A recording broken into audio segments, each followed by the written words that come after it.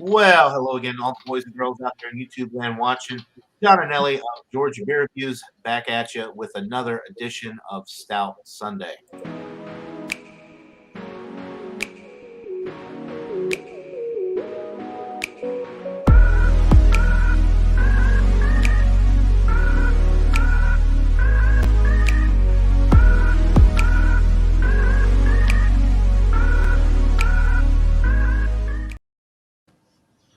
All right. And joining me this morning, as always, we have Mr. Michael Kormaroff, the Stout King, up there in Brooklyn, New York. Good morning, Michael. Good morning, John. And we have the one, the only, Mr. Ronald J. Terrio, Louisiana Beer Reviews, also known as your Louisiana Stout Emperor. Good morning, Ron. Morning, subjects. All right, and we've got Miscellaneous in the chat. Good morning, Miscellaneous. And European Sun also. Good morning. Good morning to you, European Sun. All right, so we're going to go ahead and get right into it. We'll start with you, Michael. What are you drinking this morning? Okay, from New Holland Brewing, I have their bourbon barrel-aged white stout, and they're from Michigan, Holland, Michigan, and this is 6% ABV, and we're going to see what a white stout looks like. It don't look like a stout. It won't look like a traditional stout, that's for sure. Do you want me to pour it now, or you want to go around first? You go ahead and pour it since you've built it up, and you're like, let's see what it looks like. Well, okay, let's see. I will open it up and pour it. And it won't look white either. No, I know what I have an idea what it's going to look like. Like a blonde ale or like a.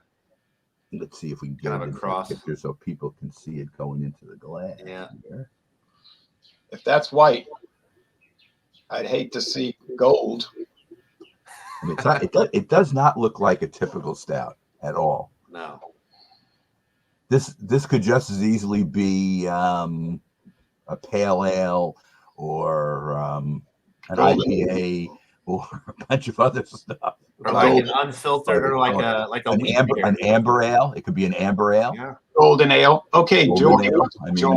Now, to be fair, from the difference in the camera to the coloration that you're seeing here, it is darker in the glass than it looks. It looks, in the way it's coming across on the camera in the light, it looks to be like a lighter orange. It is an amber color. It's a little bit darker than it looks, but it still does not look like a stout. Right. So, I mean, next time we come around, I'll get the nose on it and all your other exciting things about this beer. My friend David got so aggravated when he saw one of those white stouts that I brought. He was like ranting about, that's not a stout. A stout's supposed to be dark. He was like going crazy. And furthermore, it tastes terrible. I wouldn't pay 50 cents for this beer. Oh, he's going on. It really Speaking was of controversial beers, you have, well, not controversial beers really, but I've seen you review this beer before, and then I noticed you did a duo review with David.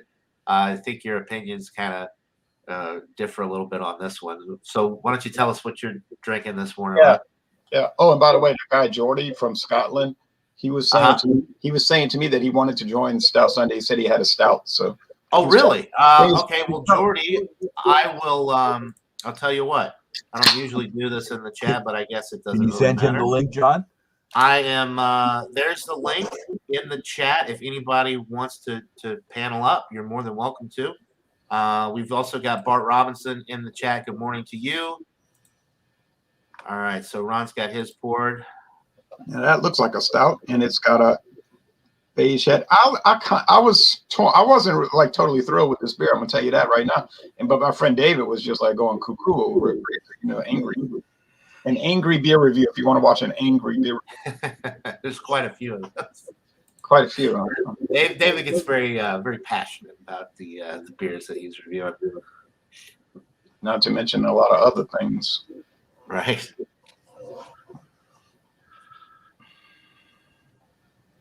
Well, you gave him the link. It's up to him if he wants to join. Maybe. Right. Yeah. No. Anybody's more than welcome. We definitely don't want to exclude anybody. Anybody's welcome to join. Okay. So Ron poured his up. I guess we'll go ahead. We'll just. Oh, well, wait. No, I got to give you mine. So I'm drinking from Adroit Theory. They're out of Orlando, Florida. This is the Coven Russian Imperial Stout, clocks in at 12% ABV. This can says canned in August 2021. It says keep cold, drink fresh. Well, I'd say that a 12% beer like this, just a couple months old, that's pretty fresh. Never had it. This can was courtesy of Mr. Josh Abrams. We got Kate and I got to meet up with him and Carrie in Virginia and hit up a couple of different breweries, and he was kind enough to give me this beer. All right, so we have a newcomer to Stout Sunday, Mr. Jordy. Good morning, Jordy. How are you? Hi, Jordy. Hi, John. Hi, Mike. How are you guys doing? Good. Hello from So you're in Scotland, huh? Yeah, I'm in Scotland right now. It's actually like 3:43 right now. Good morning, Ronald. All right. Hope you guys are doing good.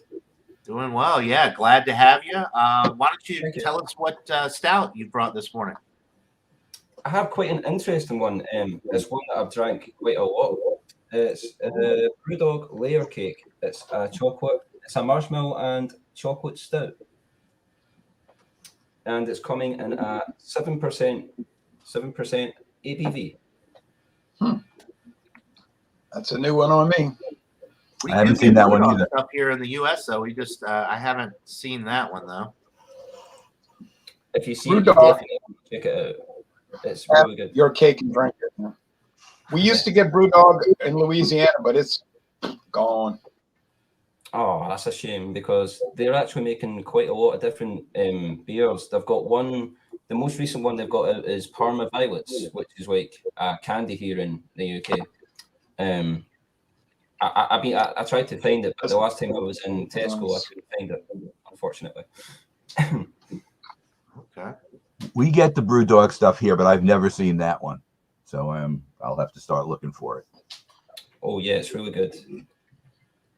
But it's funny, when we were on our European trip in 2018, both in Florence and in Rome, they had Brewdog, their brew pubs, and we went to both of them. It was excellent. I mean, it was really a lot of fun and chance to do things beer related while I was in Italy, which was nice because the rest of the time we were just drinking wine, and this way we had a chance to drink beer at the same time. Which was kind of Yeah. Oh, So that's way. John is in the chat. He says he's got a stout, but he's done it before. John, do you ever watch Stout Sunday? You do realize we do repeat. all the time on here. We so repeat stuff. I mean, it's Yeah. not like we never do. Get on here, man. If you're more than welcome to join. Don't listen to Ronnie as he says no redos. No, don't worry about that. Redos are just fine. Look, there are redos all the time. It's almost like redos are as common as a different stout. So Right. And we've also got we've got Travels and Brews in the chat as well. Nice to see you made it on, Jordy. Yeah, absolutely. We always welcome new people. I've seen Jordy on a couple of Ron shows, and it's really cool that you're from Scotland. So we've got, we're going international today, guys. International edition of Stout Sunday. So let's go ahead. We're going to go right back around and get into the breakdown of all of these wonderful beers. We're going to start with Mr. Michael Kormaroff. okay. And why don't you tell us all about? Okay. Let me. Well, there we go. Okay. think So that this works. is from New Holland Brewing in Holland, Michigan, and it's their Dragon's Milk White, and it's a bourbon barrel-aged white stout at 6% ABV. Now, to look at this in the glass, you would say to yourself, I mean, it's not really white, but I guess, white is just the terminology versus being, a black or a brown stout like all the other ones are, most of the other ones are. So in the glass, it's, to be fair, it's coming up a darker, almost like a reddish orange as I'm seeing it. You're seeing it more in the light as, orange. So it's darker than that, but looks more like an amber ale to me in the glass. And it's hazy too. You can't see through it. So that part of the stout thing is, let's see in the light if I can see through it. You can't see through it in the light either. So I guess you'd say it's opaque in its color, which is interesting.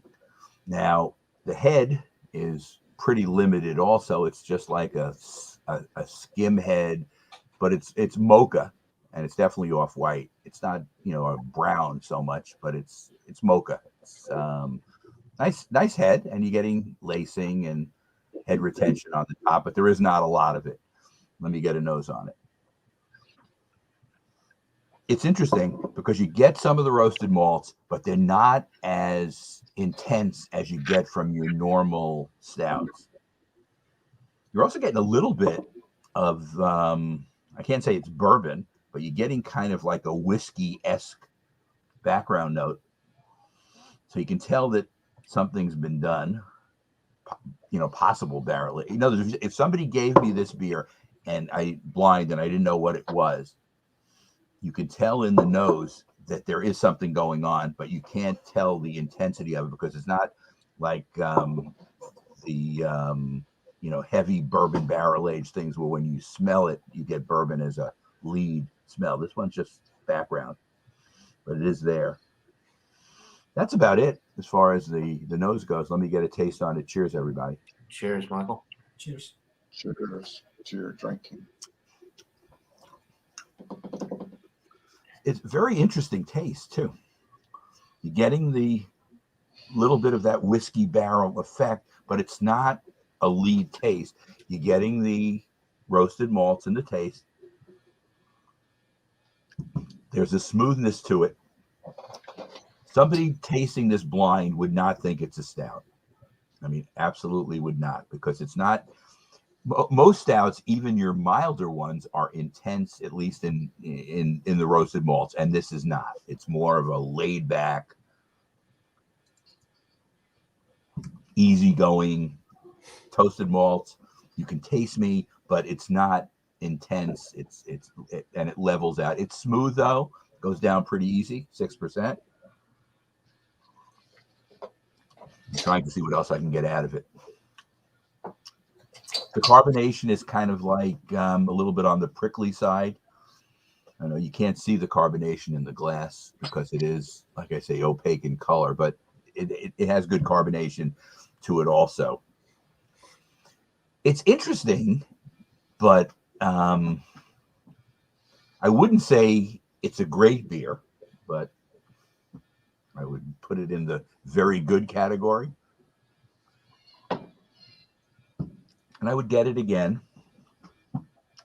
If nothing else, you get it for the novelty thing. You're drinking a stout that doesn't look back at you, that's either brown or black. So it's different in that way. But I like it, and I'll come back and give you a number when we come back around.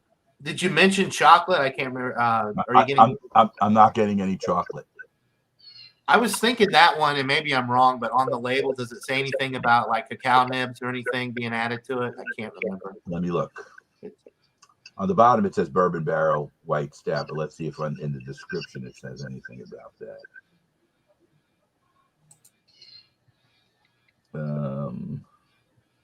Bourbon. It says with coffee, chocolate, and vanilla extract. I'm not getting any of those flavors at all. Okay. I was going to say, usually the white stouts, they do add chocolate to the brew because you're not getting a lot of that roasted malt character because it's not a dark beer like a typical stout. Okay. I guess in fairness, and I had not read that, so I didn't know that was specifically yet. I guess in fairness, what's happened is those three items are tempering the roasted malts to a certain extent. So I'm not getting them specifically, but I think they're being used to temper the roasted malts so they're not intense. So they're kind of more straight across. It's in the taste profile, but I'm not specifically getting any of those three things. I can't taste any of them alone. Maybe they're all like together kind of thing. Right. Okay. All right. Well, we'll let you sip on that for a little while. Come back around. We've got to go to Mr. Saints fan, Louisiana Stout Emperor, with his Black O-Lantern. And why don't you tell us all about that beer, Ron? Okay. I had it the first time about 5 years ago. I was really loving it. And then somebody made a comment this morning, this beer is going downhill. So, but I don't know. I'm trying to figure it out. We know about the appearance already. It's from Utah. They have changed the label. The label used to be different. Now they got this like cobalt gray, kind of bluish gray with the black and yellow. They also make a regular stout. I mean, a regular pumpkin ale, by the way, in an orange label. I might get that. Okay. The aroma. Now they say they mix an imperial stout with pumpkin ale, so it's a combo. They take an imperial stout and they blend it with a pumpkin ale. That's why it's in the mid-range ABV. The aroma is very mild. What you call, got some on my nose. I think Michael's getting a little reverb. A very mild pumpkin pie spice. Yeah, it went away, stopped. But it's mild.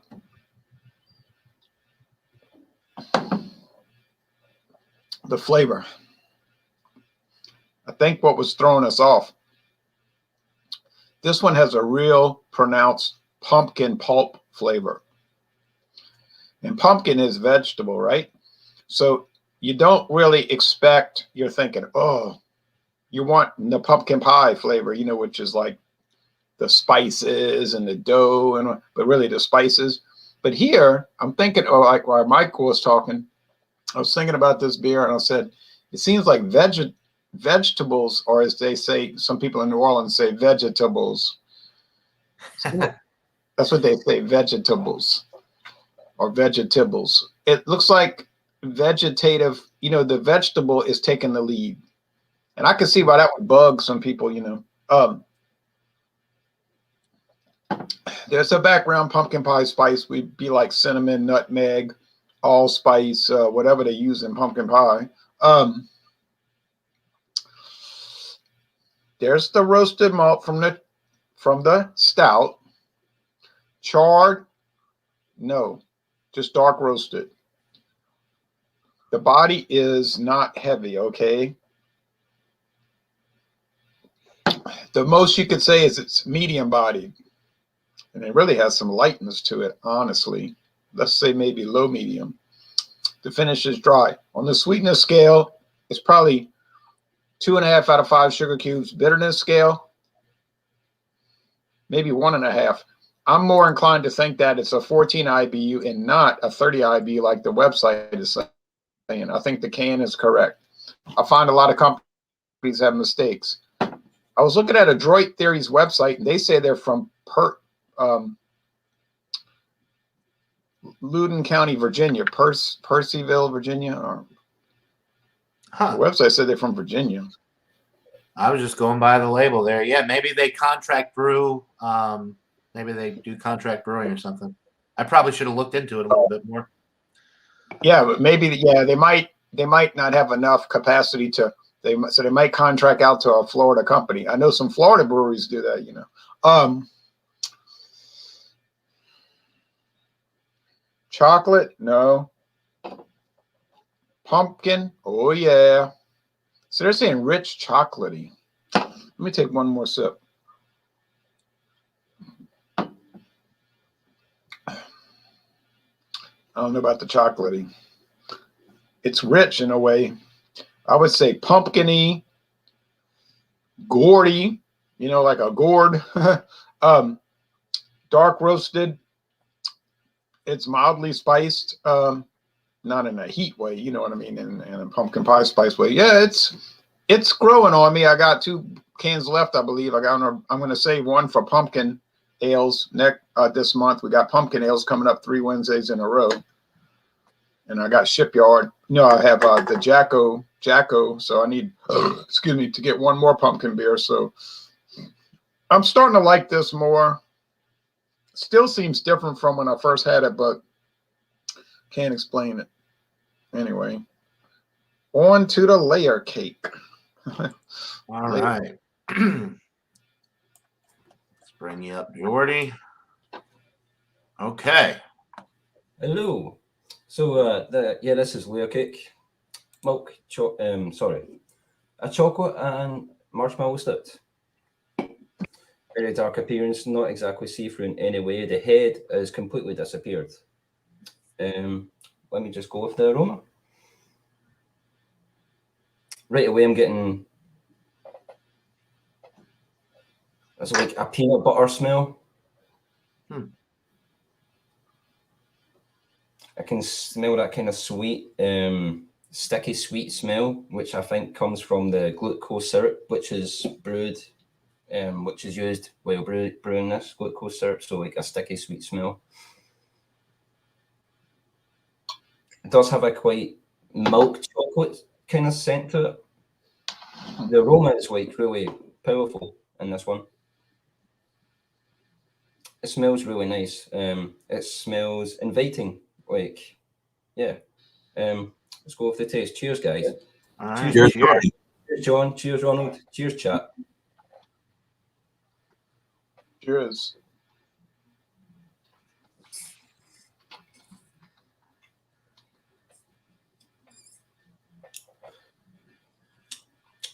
I'm getting milk chocolate right away. I wouldn't say it's like a dark chocolate. It's more of a milk chocolate taste. Roasted malt. There's a slight fruitiness about this as well. I can't. It says it's a marshmallow and chocolate stout, but I can't exactly identify marshmallow. But I can identify milk chocolate.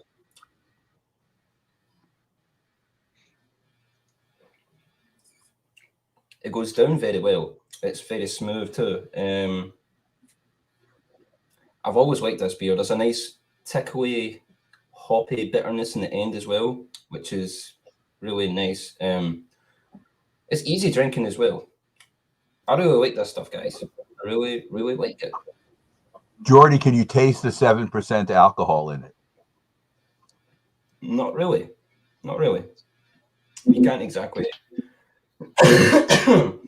No, you can't exactly. It's not exactly like boozy, but maybe there might be a bit of alcohol legs in the glass.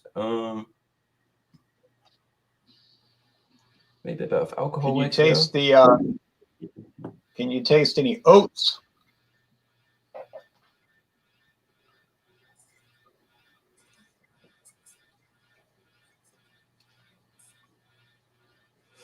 Not I'm really. looking at the ingredients right. I'm looking at the ingredients right now on their website. Seven taste different oats. malts.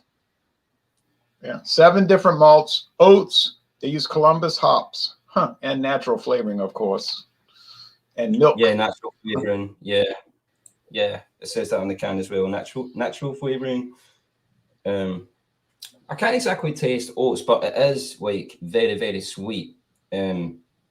So and very malty as well. So malt and yeah. Just going to pour the rest in here. Still no head. Look at the head. There's like the thin head on there. But it's like it's a tanned creamy head. It's like it's not exactly white. It's like tanned in a way. Yeah, beige. Yeah. Well, we'll give my final score. Or do you want me to wait until? We'll come back around for the final score. Give you a little bit more time to sip on it. And yeah, let me pull myself up here. So yeah, Ron is. I was looking at their website, Adroit Theory. They are out of Purcellville, Virginia, so they must contract brew out of Orlando, Florida. I didn't see anything about a second brewery in Orlando, Florida. So the only thing I can think of is they have an agreement and they contract brew some beers so they can distribute a little bit more. Anyway, this is the Coven Russian Imperial Stout, 12%. It did pour with a nice finger's worth of a khaki colored head, which is dissipated. Just got that little thin film left behind. The aromas with this right up front, you're getting the roast, the roasted barley malt, nice, like dark toasted bread notes. Almost a little bit of a coffee note from the intensity of the roast with this. A slight caramel note. Very light dark chocolate note. And that's pretty much it. None of the 12% is coming through at all. It doesn't smell boozy. Nothing would indicate that this is a high alcohol stout. So it smells like a winner. I am ready to get into it. Cheers, guys. Cheers, John. Cheers. Cheers, John. Yeah, the palate follows the nose. You're getting that roasty, toasty, bready note right up front. That's the first thing that you pick up on. A little bit of coffee as well, just from the intensity of the roast. There's no coffee added to this beer.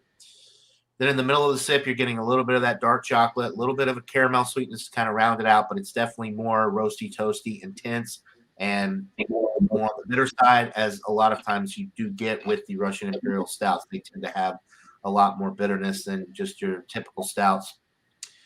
The body with this is on the medium side. It's really not heavy for being a 12%er. I mean, that's getting up there. No alcohol burn or boozy characteristics whatsoever. It drinks like I don't know, maybe like a 6%er. Definitely doesn't drink like a 12% beer. Carbonation is on the low side. One thing that I think would be really good is if they made a barrel-aged version of this. I think that would be incredible. But yeah, this is an excellent Russian Imperial Stout. It's probably a little bit more intense than like your old Rasputin, but it's a little less bitter. It's bursting. It has more of the roasted barley malt, the dark, toasty, bready notes, but it's got a little bit less bitterness, which I actually like, because I find that the old Rasputin Russian Imperial is a little bit too bitter. The barrel-aged version kind of mellows out some of those bitter notes and smooths it out a little bit. This one's not too bitter from the get-go. I think a barrel-aged version would still be better. But yeah, no, this is a winner. It's smooth and easy drinking for a 12% beer. It's not too bitter. It's definitely more straightforward with the roasted malt character. If you like more of the straight stouts and you like the roasty, toasty, bready malt characteristics that you get with some of those beers, then this would be one for you, because that's what's jumping out, is the roasted malt character. John, how would it compare with the straight New Holland Dragon's Milk Stout, which is also a Russian Imperial Stout? Well, the New Holland, the standard Dragon's Milk is barrel aged though, so you're getting. So this one is not barrel aged. This one is not barrel aged, so you're not getting any of the barrel notes. And this one has more body than the Dragon's Milk. Okay. I don't think the Dragon's Milk is thin. I know Jay has mentioned before that he thinks it's a little thin for a barrel aged stout. Yeah. But this one definitely has more body than the standard Dragon's Milk. It doesn't have those barrel notes. It's just straightforward with the roasted malt character, a little bit of the astringent note from like just because of how intense the roast is, and you get a little bit of coffee from that, and then light dark chocolate and caramel notes. But the bready notes are really what set this one apart. It's just really intense, roasty, toasty, bready. And it's a winner. I'm digging it. Purcellville, Virginia, and Orlando, Florida, apparently, according to the label, but nothing on the website about that. So I'll have to do a little bit more research into that, or I'll have to ask Josh. But my guess would be that they're contract brewing out of Florida to increase distribution. Yeah. All right, really quick, I want to go back to the chat. We've got Nina Yordi in the chat. Golden yellow creamy candy corn for the party. Commerce is drinking a Sagatuck Brewing Company blueberry maple stout. He's had that before. That must be pretty good. He seems to drink that quite a bit. And then Nina's got the let's see, Sammy's Oktoberfest Seasonal Hardy Smooth 5.3 ABV. Yeah, all right. So, yeah, thanks to everybody in the chat for joining. We've still got to go back around here and give our final thoughts and ratings on all these wonderful beers we're drinking. So let's start back with Michael. And what are you thinking about Michael, you are muted, so you got to unmute yourself there. Okay, I'm now unmuted. But as you can see, I've been sipping, so I'm down to about 2 ounces maybe. Okay. I like this white stout. I do. I like it. It's not getting 100 though. Where's I that? mean, everybody who watches me knows even if it gets a 99, that's the top of my scale. So nothing gets 100. But that's just where I am now. If something hits me and it's a hundy, I will do it. But so far, as Jay and I have discussed, I've never had the 12 from Belgium, which maybe that would just send the rockets going. Maybe that would do it. But I don't know. Anyway, I'm going to give this one a 93. So this is my lowest A, but it's an A beer. And I think if you're a stout drinker who wants to try something where the color is not your only thing. See, I think David Garlipe's problem is if a stout is not brown or black, he's against it. It doesn't matter what it tastes like. It can't be a stout to him. He just won't accept it. And he has to accept it because it's a stout. I mean, you could say it's not, but it's a stout. Now, it's not a typical stout. It's different, but it's a stout. So it's an A, and I recommend it. And it was given to me by somebody, so I don't know what the cost range is. I would assume something like this, John, would be like $13.99 a 6-pack kind of thing. So actually, the Dragon's Milk White is a little bit cheaper than the standard Dragon's Milk stuff. The original and then the variants. I believe the 6-packs here are $10.99, either $9.99. Sometimes at Kroger, if you use your Kroger card, you get it for $9.99. But I want to say $10.99 for the white. It's a little bit cheaper than your standard. Okay, so that's a fair price for something that's different. Plus, you're looking at 6%. All of the other Dragon's Milk variants, Right. They're 11 for the standard, and then Right. some of the variants are like 12.5%. So you're looking at higher alcohol too. I think part of the way they brew this, though, why it would be lower alcohol too, they're not putting all that heavy malt that they would in a regular stout. So by having less malt in there, the intensity is less and the ABV is going to be less. Right. And I have a feeling they don't age it as long in the barrels don't either. say how long they age it, but something like this looks like it's like a 60-day kind of thing, maybe less than that, where it's just in the barrel for a very short time.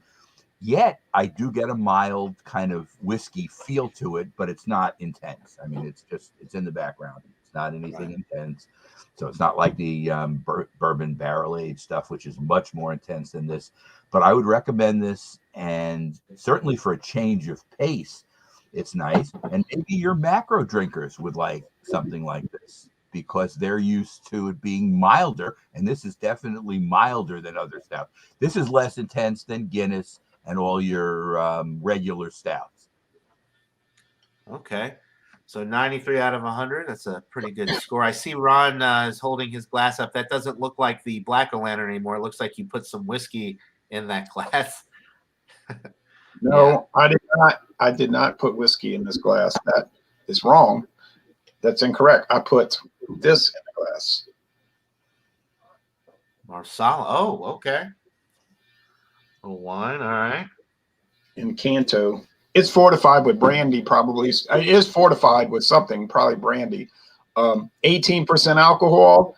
Now, this is not something you want to play games with. I'm not playing games with it. I'm just sipping it. I have some kind of, judgment. David would say, I think Mathern's has the Dragon's Milk White, which only comes in cans, by the way. I think they have that for $11.99 a 6-pack. Might have gone up to $12.99 or something like that. David would say, no, it's a strong ale that they're calling a stout. That's what he's going to say. It's a strong ale and they're calling it a stout. I don't know. Another weird thing about Dragon's Milk, if you look at the Pabst Brewing Company website, it's listed as one of their brands. That is strange, yeah. And that's been like for 3 years now. So, I mean, it's not like some accident, obviously. Maybe they're putting money into them. They don't actually own enough of a percentage where they can claim they're the main owner. So maybe they have a percentage. And if they have a percentage, maybe they can put it on their website because they're like. And they might handle, they might handle the whatever of it. I think once you get more than 51% ownership, then you can actually claim that you are producing beer. Like Lagunitas is now completely controlled by Heineken. I don't know what percentage they own, but it's 100. If Or you they look bought at the whole thing. That's Yeah, the if whole you- but if whole you- enchilada, as they say. right, the whole burrito, the whole taco salad. But if you look at the Pabst website, it says our brands, and they go down. Another one they list is Jack Daniel's flavored beers. Well, you know, Pabst does not own Jack Daniel's, so it's obviously some kind of arrangement where they handle certain products. And I was looking at the privacy policy for New Holland, because they always have to have that, and it just lists New Holland, Michigan. It does, usually that's the tip off of who owns something. When you click the privacy policy, it'll give you the real owner. And we do not assume responsibility for, there's some legal thing. But anyway, I think my opinion of the Wasatch is improving. I paid $9.99 for the 6-pack, which I guess is not too bad these days, but No, not for craft. the 6-pack of the orange cans, the regular ale, pumpkin ale, is $9.49. I might get it. I'm gonna go with a B plus now, 89 out of 100. I still think it has too much pumpkin vegetable flavor. It should have more spice, but then somebody could counterpoint me and say, hey, don't be mad at the pumpkin beer because it tastes like a pumpkin. What's wrong with you? You just want spices. And I couldn't really tell them they were wrong. So, I mean. Well, but people get pumpkin flavored items. They're expecting the cinnamon, the nutmeg, the clove, the allspice, all of that, because pumpkin, like you said, it's a squash. It doesn't have much flavor. Just like when my mom makes her good old squash casserole, I mean, it's delicious, but I'm tasting the breadcrumbs and the garlic and the butter and the onion and all of that. The squash by itself is just a very bland vegetable. So when people think of pumpkin, they're thinking of the cinnamon and the spices. So I get why people expect that, and because you're not getting it so much, it can be a letdown. Yeah, because who wants a gaudy vegetal like drinking experience, right? Hippies. If right. Oh wait, they want marijuana. I'm sorry, I got confused. No, look, to defend this product, it doesn't say pumpkin pie stout. It says pumpkin stout brewed with pumpkin spices. So, but I mean, everybody knows, like you're saying, but it's saying tastes like chocolate. No, I say no. Pumpkin, oh yes. And velvety. Well, it can't taste like velvety. Velvety is a mouthfeel, not a taste. So I don't even know what this company is talking about. Like, it'd be like saying, oh, that tastes soft. No, something cannot taste soft. It can feel soft, So that's a little bit of a problem on the label, but they should probably hire me. I should probably run the company. But yeah. They will put in the word for you. Maybe they will hire you. I don't want to do because it's too much work. I got too many beer reviews and stuff like that to do. But I could run their label making, and correct errors. I find those mistakes all the time on the labels. So anyway, yeah, 88 out of 100 now. Oh, 88. Okay. So the score is climbing. All right. So 88 out of 100.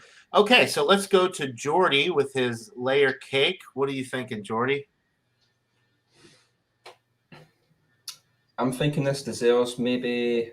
I always struggle with my final score. That's the thing. I always struggle with giving my final score because I don't want to rate it too high, and then I don't want to rate it too low because I've had it before when I look back at my beer reviews and I'm thinking, damn, I gave that a too high score, So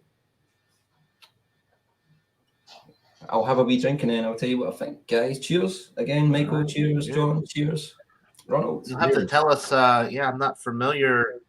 I don't know if I'm subscribed to your channel or not. You have a beer review channel on YouTube?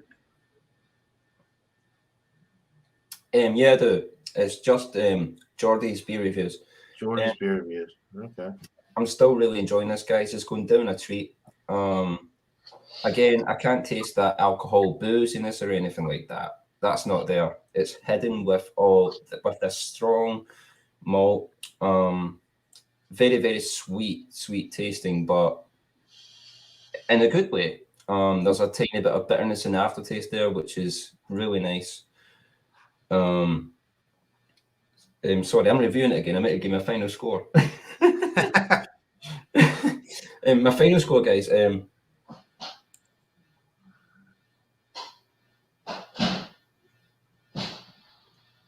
think I'm going to settle with. I was going to rate it maybe at 8.9, but after drinking it for a while, it's warmed me up a little bit. So I'm thinking a 92 out of 100. 92 out of 100 for this one. A-. 92, yeah, out of 100. Yeah, I'm pretty happy with that score. All right, 92. You might be able to see that. The only thing I've noticed about that beer since you've been drinking it is it looks just there's like no head or no, it just looks flat. It looks Is there any carbonation that you can detect, or does it drink like it looks? Actually, isn't that carbonated, to be honest with you? That's one thing I would probably say is negative about this. It's not that carbonated, but there is a hoppiness going on. There's a hoppiness going on though, but there is a carbonation going on as well, but it's not like that strong of a carbonation. So refreshing quality, it's not, I wouldn't say it's that refreshing as like a Coors Light or something like that, but I would say it's a winter beer. I would say it's a beer that you would probably enjoy on a cold winter's night after working or something. You come home, it's snowing, and then you go into the house and you sit right beside that roaring fire and you have this. That's what I would say. Yeah. Yeah, cool. Yeah, no, I keep having to look at the it's only 7%. It has that appearance of like, a really high alcohol, like barrel-aged beer because like it doesn't have any head retention or anything. So I was thinking it would be like a higher ABV beer, but it's always 7%. Right, yeah. So anyway, yeah, it sounds interesting. We do get Brewdog here. I'll have to look for. I've heard of the layer cake, and I'm pretty sure they have a layer cake series, like where they have different variants of it. Like that one's the chocolate marshmallow, and then they have like one that's got like different additives to it. But yeah, I've never had any. I wish somebody would make a Dough Bears cake beer, but wait, that's right. That's right. Abita did that. Never mind. Dough Bears cake. Yeah. John, I have to get off of this in exactly 10 minutes. Sorry. I do have That's fine. We're actually I'm gonna give my rating really quick, then we're gonna go back around really quick. We'll wrap it up, hopefully, before you have to drop off of here. So the Adroit Theory Coven Russian Imperial Stout out of Virginia, but apparently contract brewed in Orlando, Florida, and maybe other places as well. So I'm going to go with a 96 out of 100. It's just beautifully roasted, roasty, toasty, a little bit of that coffee, just enough of the dark chocolate and caramel to kind of balance it out. It's not too bitter. Sometimes I find that the Russian Imperials, they really go over the top with the bitterness, and this one's a little bit more balanced, which I like. And even as this warms, none of the alcohol presence is coming through. It's not even warming going down, so it could be very dangerous at 12%. I think that that's just an indication of quality, that they can make a stout at such a high ABV and you're not picking up any of the boozy qualities. None of the alcohol's coming through. Just a wonderful stout. So 96 out of 100 for the Adroit Theory Coven Russian Imperial Stout. Let me go ahead and post our ratings below, and we'll go back around really quickly, and we'll give any as a matter of fact, I'll let Ron go first just in case you do have to drop off. Any shout outs, whatever you got, now would be the time. We can let Michael go. He usually goes pretty fast. He doesn't like go real slow. All right, Michael, go for it. You're muted again there, Michael. You want to center me? Give me full Yes. camera variation Let so I me can show this? blow you up. Okay. I think I showed this once before, but maybe it wasn't on a Stout Sunday. It may have been. This is from Mills River, North Carolina. Oh, the barrel aged torpedo. Barrel aged Yes. torpedo. And this was done on their 10th anniversary, I guess, in Mills River. So that means Mills River opened in 2011. So this is celebrating 10 years there. It's a limited edition barrel aged stout. Their main brewery's in Chico, California, which is in Northern California. But I'm going to read what it says on the back, and everybody should get a kick out of it. Towering tanks with sleek lines, hand-shaped bourbon barrels, and a final infusion of hop intensity. This is how we're celebrating our decade of Torpedo. To mark its it's Torpedo's anniversary. Torpedo was in 2011.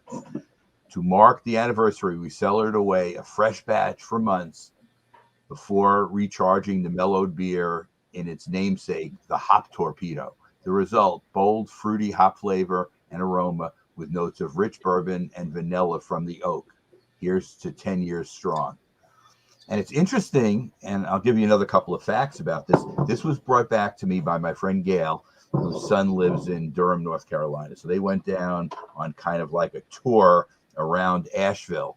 And Mills River is just outside Asheville, and they went to Sierra Nevada, and they said it's an amazing experience and one that you should take part in. I'm sure there's a similar experience if you go to Chico, California, but they really had a good time. And she was nice enough to bring this back to me. She brought this back to me with another item from Burial, which is also in Asheville, but I was lucky enough to be at their brew pub in Raleigh too, and drinking there. But anyway, I don't know. This is a 25.4 ounce, the stop top thing. I would maybe do it at one of my beer tastings where a lot of people could get enjoyment out of it. This isn't something which you would just sit down and drink. It is 8.6%. It's not like it's heavy barrel aged, but still 8.6%. You're drinking 25.4 ounces. I think it would hit you. So would it? So I would share it with other people. And I guess my only other plug is hopefully, John, you'll be back next Sunday for Stout Sunday, which will be on the 10th. And Jay can do his own thing about this Wednesday.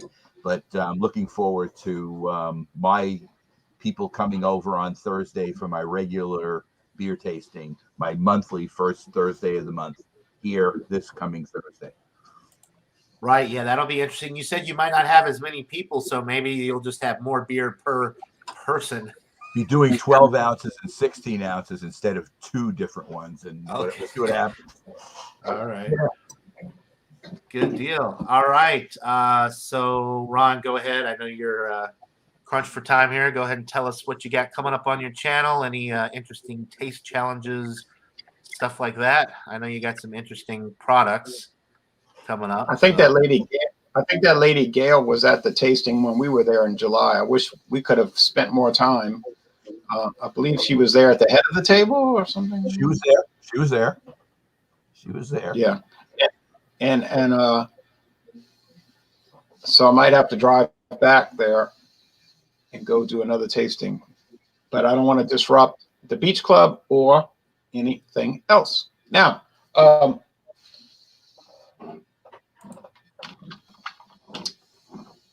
I have taste challenges coming up.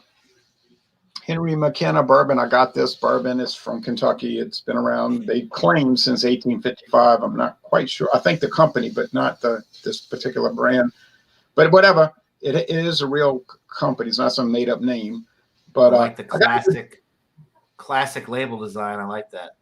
Yeah. Simple, but pretty cool. It's a different label because if you look at from the 1970s, it was totally different. But I got this for $8.99, which to me is a good deal for Kentucky straight bourbon. Yeah, $8.99. So I'm going to put it in taste challenges against all the others that I have, and I have a lot. I got a German beer. I'm going to review. I bought this at Dorgnax yesterday. It was $7.99 for the 4-pack of these 500 milliliter cans. I never had this before. Oh, I have heard of that. Yeah. Okay. It's a German Pilsner, but I never had it. Looking forward to it. It's 4.8 typical Pilsner level. I always thought that was from. I was thinking that was an Italian beer. I didn't realize it was German. It says product of Germany, Pilsner beer. Yeah. Okay. It started in Germany in a town called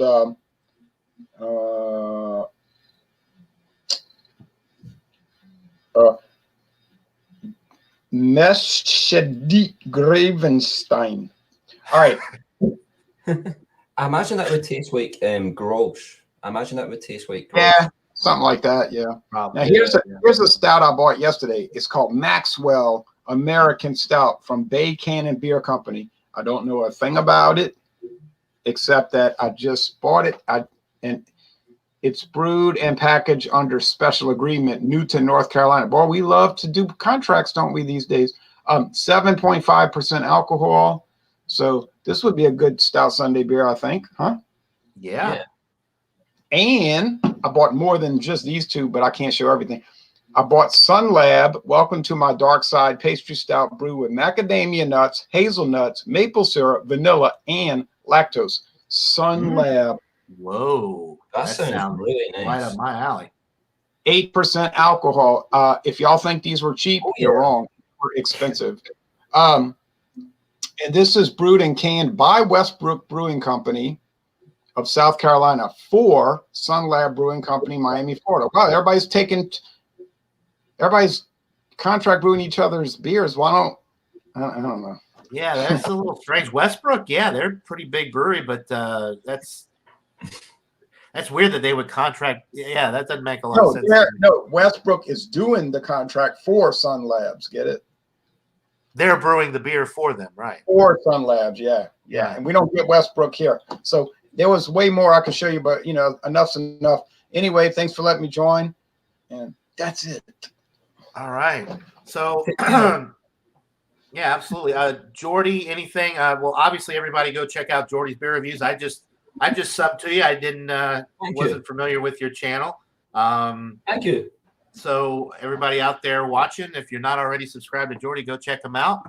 And any shout outs or plugs, anything you want to talk about really quick?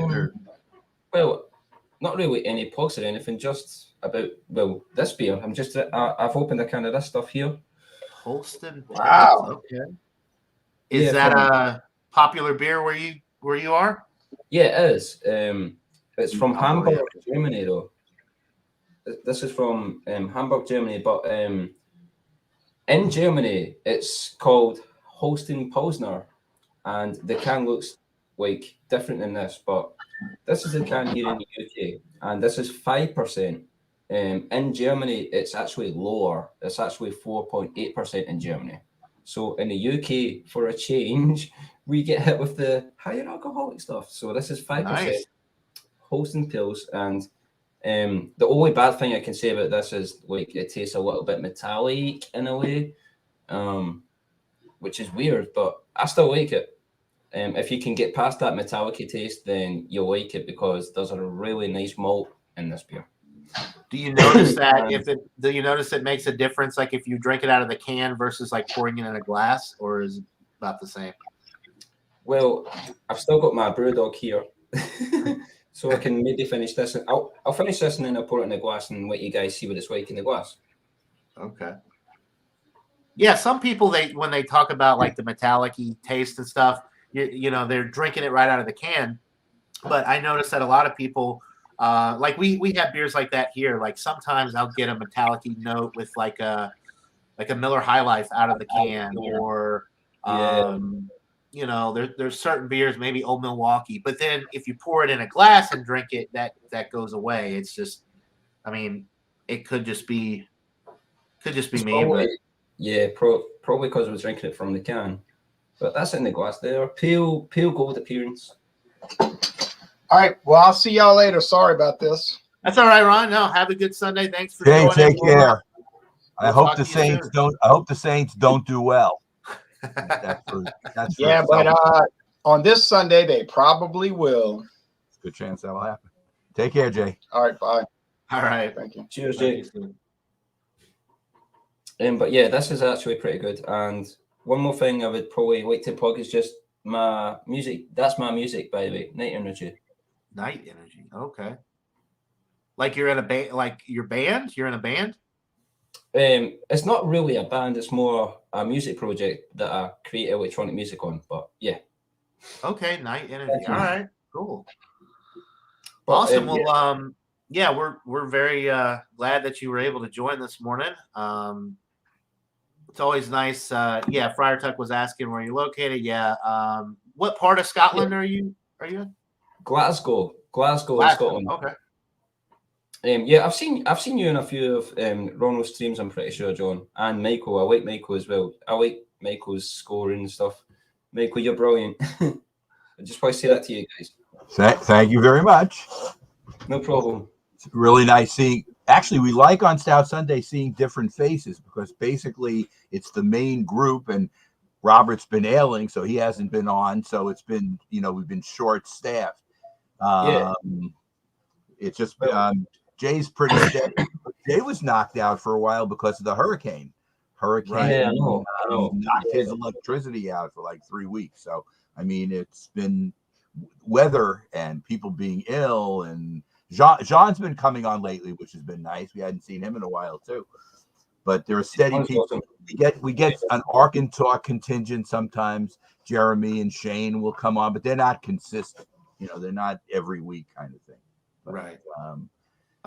Well, and Jordy, anytime you want to join, like if you just post a comment in the chat or whatever, I'll be happy to post the link in the chat. I usually just don't post it there initially because you never know who's watching.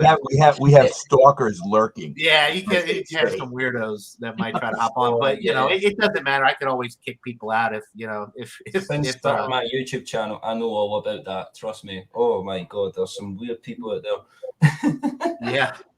But yeah, no, good to have you this morning. I'll try and grab a stout and come on and join you guys for sure. That'd be great. Yeah. And it's funny, the time difference works in your favor. Where we have friends in California beer man who'd love to come on, but it's 7:30 when we start in the morning. And what he's saying is if he rolls out, his wife, will think, I don't know. That'd be quite a commitment on his part to start drinking at 7:30 a.m. Yeah, I'm ready. Whatever. It's kind of rough. Even though in Colorado, which is only 1 hour difference, he's been on with us before. Brian's been on, but he's not a regular. He doesn't get up at 8:30 to do this every week, kind of thing. I've actually been to Colorado once before, in a place called Vail, Colorado. It's a ski region. Yeah, I was on a ski trip. I was like 8 years old though, so that was the only time I've been to the USA, and it was in a Colorado skiing trip in Vail. Cool. He lives in Aurora, Colorado, which is I think it's just outside of it's not outside Denver. Yeah. When I come back to America, I want to meet all the beer tubers from America and just have a beer with them. That's what I want to do. Anytime you want to come to New York, Jordy, you're welcome. Anybody else? Yeah, you're always welcome. We'd love to meet you, hang out with you. We always love talking beer and hanging out and doing this kind of thing. So the more the merrier. And it's always cool getting perspective from like different parts of the world because the beers are so different in different countries and especially like with some of the alcohol laws. I mean, within our country, Michael and I have had conversations about just the different states and different areas and like we can't get anything over 14% here. Michael can get anything in New York. Mr. Terrio down there in Louisiana, it's a big port city, so he gets all kinds of different stuff. But it's interesting too. Like I know a lot of places in the UK, like the taxes are higher based on the ABV. So a lot of the session beers are like 3.5%, 4%. Versus here in America, we would laugh at something that's that low alcohol. We might as well call it a non-alcoholic beer here. But it's always interesting the different cultures and the ways that people drink beer and the in Scotland, we get Budweiser, but like it's 4.5% Budweiser beer we get. In America, it's 5%. Yeah. It's 5% here, yeah, in the US. Yeah. But weirdly, this stuff is 5%, but in Germany it's lower, which is weird. So Germany must be hitting a kind of booze tax as well in a way. So Right. I'm not sure, but yeah. But the booze tax sucks. It sucks. Right. Yeah. Okay. Jordy, can you get the Budvar, which was the company that had the big lawsuit with Budweiser, which Budweiser lost? This is before InBev, before they were taken over. They had this big lawsuit where you couldn't have Budweiser in Germany because, or in Czechoslovakia, I guess it was. It wasn't Germany because Budvar was originally there, so they wouldn't allow them to put Budweiser on their labels that they sold. Obviously, Budweiser, the quote unquote king of beer, had international distribution like anything.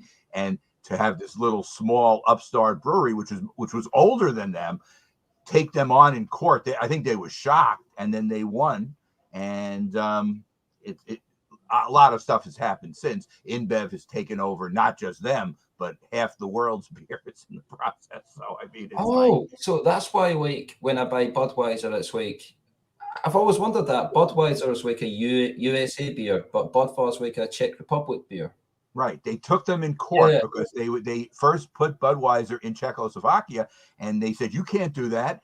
We have a patent or whatever the common thing would be in Czechoslovakia on the beer. And they went to their court, and the court said, yes, this is our home brewed thing. You can't put, and they made them change their label. That's why Budweiser cannot be sold there. Now, I guess you get Budweiser in England though, because it's not like they're taking on anybody. But if it was a similar beer, and the beers are completely different, they're both lagers, but there's not, I think they were shocked that a small company would take on, knowing that they have all these legal experts and whatever else they had. And it just shows you that there is fairness sometimes. There are sometimes you just get overbeat by, these companies can't hold up to some, they'll just keep at you till they wear you down, and you can't financially support, lawsuits and stuff after a while. So there was that weird one with Stone taking on Keystone, and they ended up settling, by the way, if you didn't hear. Keystone ended up settling, and they said they wouldn't do it anymore. Wait, Keystone. So Stone won for whatever, I don't think it did them any good psychologically, because when you go in to buy craft beer, you're not buying Keystone. I mean, it was a weird issue. It's pretty obvious. Yeah, it was kind of a stupid lawsuit, but yeah, it got, I think more than anything, it was just to get recognition, just to publicity for Stone is publicity, the main reason they sued. Right. That was it. But most of these lawsuits get settled. They don't actually, and the Budweiser one actually went to court where a judge decided and said Budvar has rights in Czechoslovakia to be distributed as the national beer, and Budweiser can be distributed, but not as Budweiser. So they had I don't know what they did. Maybe they just didn't sell Budweiser in Czechoslovakia anymore. I don't know exactly how they settled that, but we still get, Cobb has Budvar. I can get it. I think I could get it at some of those specialty. Yeah, it's not popular around here, but I could probably find it at like a specialty store. Like one it's a decent lager. I wouldn't travel the world to find it. There are other lagers that are as good. But there's nothing wrong with it. I said there's nothing wrong with Budweiser. But do you want to spend? And Budweiser's expensive now. I mean, you look at the pricing on some of these macros now. It's incredible how high they've gotten. Budweiser, it's one of the pricier macros around here. I want to say it's like $11.99 for I'm just saying, so you're $1 a beer. Yeah. When you're talking about being able to get a lot of stuff for 50 cents by buying a 12 or an 18 pack, whatever, why does it have to be Budweiser you're drinking if you're a macro drinker? It doesn't have to be.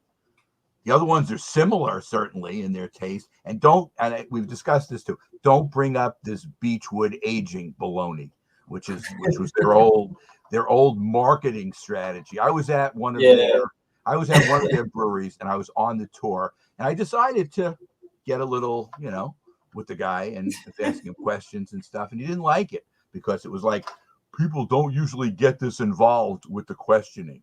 And look, when somebody who's taking you on a tour tells you don't want to get involved, that means that the thing is a marketing ploy.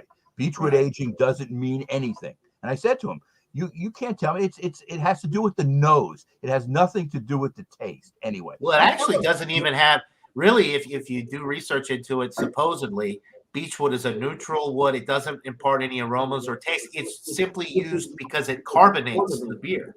Right. It helps carbonate the beer. And this guy did not know what he was talking about. And after a while, when I saw he felt uncomfortable, what I said was, you should start learning more about the product that you're in. And then he got insulted. And that was it. He just It was called like him out on it. And he was going to threaten me that I wasn't going to get beer at the end. You know how you go after the tour and they give you free beer? And he was close to saying that, but he knew he couldn't because the other people who were there on the tour, there's public relations involved, and he couldn't really do that. But it was almost like you could see he was uncomfortable. And why am I getting so specific? And why am I asking such specific questions? But that's, if you watch their commercials, that's their main marketing ploy. That's what we have that nobody else has. We use beechwood chips. Great. It's perfect. But like you're saying, John, it's probably a carbonation thing more than anything else anyway. So that's great. But, you know, whatever it is, it is. And if you don't want to talk about it, you know. I've heard of beechwood as well. Like, even when I buy sandwiches, like beechwood smoked bacon. Like, what is still bacon? I know. It's just it's like, if you don't, when they market this stuff, they figure it'll go over your head, but you'll be impressed enough that they're doing something extra that you'll buy it. And you know, marketing is marketing. If people grab on to beechwood being cool, they'll say, hey, I'll try that. And it's everybody tried Budweiser from Beechwood Aging, but it doesn't have to sell well. It still sells a lot. And InBev probably wouldn't have bought Budweiser if it didn't have that mass appeal, king of beers whole thing. But they've gone so far now, they're more into craft beer, collecting of craft beer companies, because they realize long term these macro beers definitely are not going to be the long term feeling. The American beer drinker seems to be changing, and you watch the commercials now on TV where, you know, you have commercials where they're showing you beer companies and then they're showing you hard alcohol, so they're trying to shift your taste away. I'm trying to think, there's a bourbon company that has an ad on where they go, I can't remember exactly what it is, but you have all these weird people and they're drinking and this whatever, and then they say, instead try ginger ale with bourbon, whatever. Oh, that's a Jim Beam, Jim Beam commercial. Jim Beam, and the people who are drinking the beer look like the weirdest people. Yeah, it's almost like the IPA aged on goat's milk, and then oh no, you want a stout, and it's like this. I know, so it's like, look, I like the idea. It seems like it's cool in its formation. It's just that they're trying to say the American beer drinker should shift a little bit and get into Jim Beam cocktails instead, mixing. We're not telling you to drink it straight, telling you to mix it with ginger ale or something else and make a cocktail out of it, which makes sense, I guess. You know, I'll drink some bourbon sometimes. It's not well, and Jim Beam's not gonna attack like the macros, like because Budweiser and Jim Beam have had the collab beers in the past and all that, so they're gonna attack the craft beers, you know, to try to. It's easier. People. It's easier. They're easier targets. To attack. Yeah, that's right. Anyway, guys, we've been going about an hour and 10 minutes here. We'll go ahead and close up the live stream. Want to thank Jordy for joining this morning. You're welcome anytime. Michael Kormeroff, as always, Mr. Ronald Terrio, who had to dip out a little early. Thanks to everybody in the chat. We had a great chat this morning. Kim, Jules, Daryl, some of the late comments, Joey Edibles in the chat as well. Really appreciate you guys watching. So we'll see you here all next Sunday. Should be on my channel again. Jordy, hope to see you again in the future. Yeah, absolutely.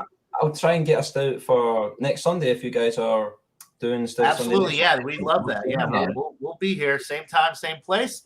Until then, everybody enjoy your family, your friends, your football, whatever it is you're doing on this fine Sunday, and we'll see you next time. Cheers. I'm finished, but cheers guys. Take care.